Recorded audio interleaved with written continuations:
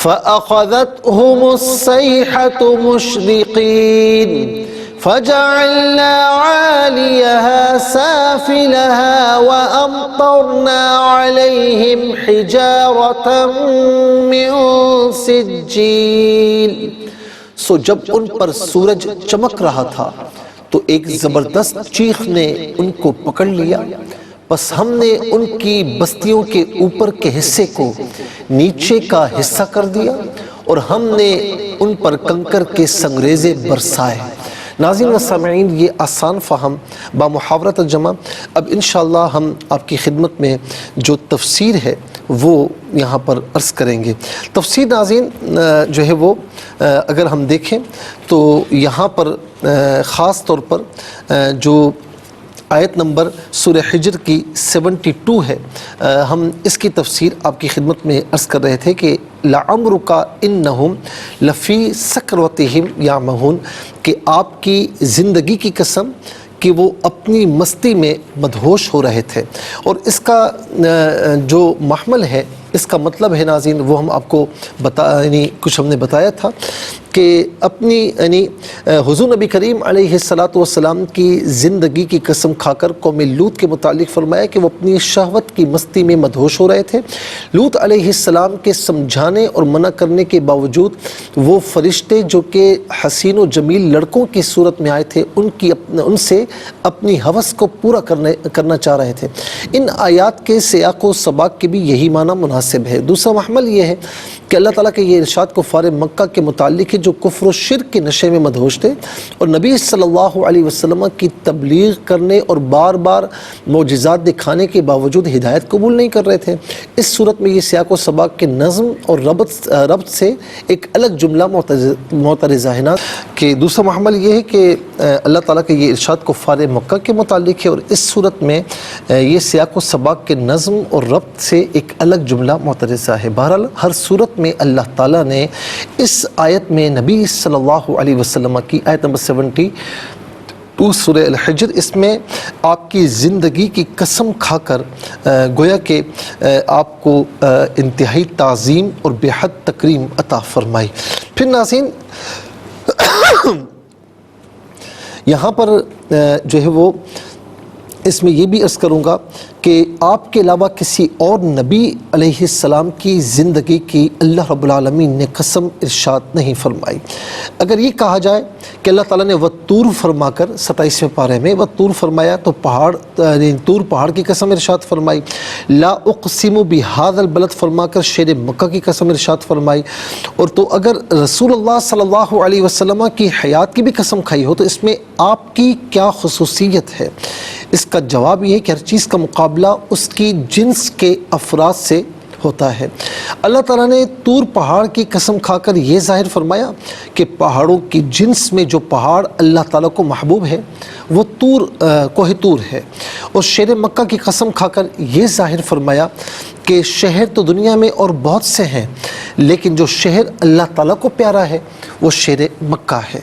اور جب اللہ تعالیٰ نے آپ کی زندگی کی قسم ارشاد فرمائی تو یہ ظاہر فرمایا کہ زندگیاں تو اور نبیوں اور رسولوں نے بھی گزاری ہیں لیکن جس نبی کی گزاری ہوئی زندگی اللہ تعالیٰ کو محبوب ہے وہ کسی اور کی نہیں، وہ اے محمد صلی اللہ علیہ وسلم وہ آپ کی زندگی ہے.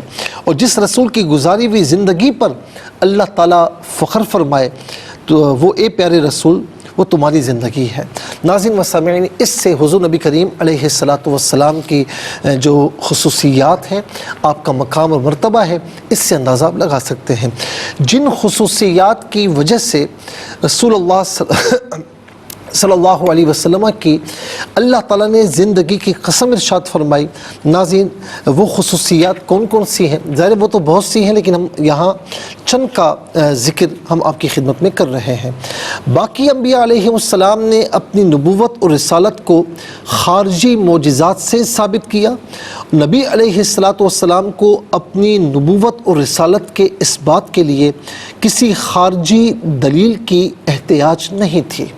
اللہ رب العالمین نے کیا فرمایا ذرا سنیے، سورہ یونس آیت نمبر 16، قُلْ لَوْ شَاءَ اللَّهُ مَا تَلَوْتُهُ عَلَيْكُمْ وَلَا أَدْرَاكُمْ بِهِ فَقَدْ لَبِثْتُ فِيكُمْ عُمُرًا مِّن قَبْلِ أَفَلَا تَعْقِلُونَ.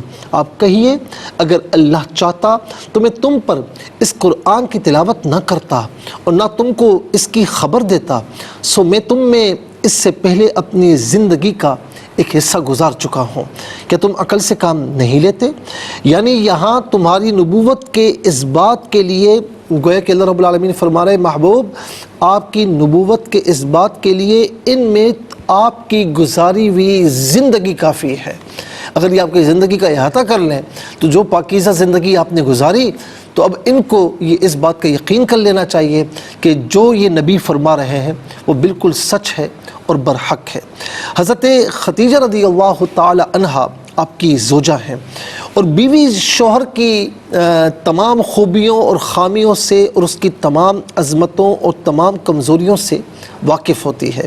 یہی وجہ ہے کہ اور لوگ کسی کے معتقد ہوں تو ہوں، لیکن بیوی عام طور پر کسی کی معتقد نہیں ہوتی۔ لیکن ہمارے نبی صلی اللہ علیہ وسلم کی زندگی کا اعجاز یہ ہے کہ سب سے پہلے جو آپ کی نبوت پر خواتین میں ایمان لائی تو وہ خود آپ کی زوجہ محترمہ حضرت خدیجہ رضی اللہ تعالیٰ عنہا ہے۔ یا پھر دیکھا جائے تو کسی شخص کا دوست اس کے احوال سے واقف ہوتا ہے، اور آپ پر مردوں میں جو سب سے پہلے ایمان لائے وہ آپ کے دوست سیدنا صدیق اکبر رضی اللہ تعالی عنہ ہے۔ نوکر و غلام بھی مالک کا معتقد نہیں ہوتا۔ یعنی میں آپ کو ایک بات کہوں ناظرین، زوجہ ہونا چاہے آدمی کتنا ہی نیک ہو، لیکن کوئی خاتون اس زوجہ سے اگر سائڈ پر کر پوچھے تو وہ ایک نئے خامی اپنے شوہر کے اپنے ہسبینڈ کی بتا دے گی۔ اسی طریقے سے جو کام کرنے والے ہوتے ہیں جو نوکر ہوتے ہیں، اس دور میں تو غلام کا تصور تھا، غلامی کا تصور تھا، وہ تو فل ٹائم نوکر ہوا کرتے تھے۔ آج کل نوکر تو ناظرین 6 گھنٹے 8 گھنٹے اس سے زیادہ تو نہیں ہوتے، یا 10 گھنٹے۔ لیکن حیرت کی بات یہ ہوتی ہے کہ جب حالانکہ وہ جو آنر ہے وہ ہر قسم کی برائیاں کر لے، لیکن اگر نوکر کو سائڈ پر لے جا کر پوچھے تو وہ ایک نہ ایک برائی ضرور کرے گا۔ اسی طریقے سے دوست احباب ہوں، کسی دوست کو قریبی دوست کو آپ سائڈ پر کریں کہ جس میں تو وہ ایک نئے خامی بتا دے گا۔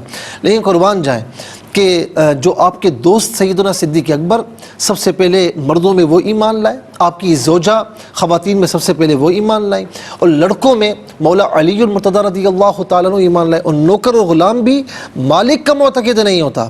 اور آپ پر پہلے ایمان لانے والوں میں جو آپ کے غلام ہیں حضرت زید بن حارثہ رضی اللہ تعالی عنہ وہ تھے۔ وہ آپ کی زندگی سے اس قدر متاثر اور آپ کے اس قدر گرویدہ تھے، جب یمن سے ان کے چچا اور ان کے والد آپ کو غلامی سے آزاد کرنے کے لیے آئے تو انہوں نے آزادی کے مقابلے میں حضور نبی کریم علیہ السلام کی غلامی کو ترجیح دی کہ میں اپنے باپ کو چھوڑتا ہوں، اپنے چچا کو چھوڑتا ہوں، اپنے گھر والوں کو چھوڑتا ہوں، لیکن یا رسول اللہ اگر میں ان کو نہیں چھوڑتا تو آپ کی غلامی چھوٹتی ہے۔ آپ کی غلامی نہ چھوٹے، یہ سب چھوٹ جائیں، آپ کی غلامی نہ چھوٹے۔ پھر زید بن حارثہ رضی اللہ تعالی عنہ کا پھر ناظرین تاریخ اسلام میں کیا مقام اور مرتبہ ہوا وہ سب آپ جانتے ہیں۔ تو حضور نبی کریم علیہ السلام کی نبوت اور رسالت کے اس بات کے لیے اور معجزات تو اپنی جگہ، لیکن ناظرین آپ کی زندگی بھی ایک معجزہ ہے۔ آپ کی حیات طیبہ جو ہے وہ آپ کے نبوت اور رسالت کے اس بات کے لیے یہ کافی ہے، یہ آپ کی خصوصیت ہے، آپ کے علاوہ کسی اور نبی اور رسول کی خصوصیت نہیں ہے۔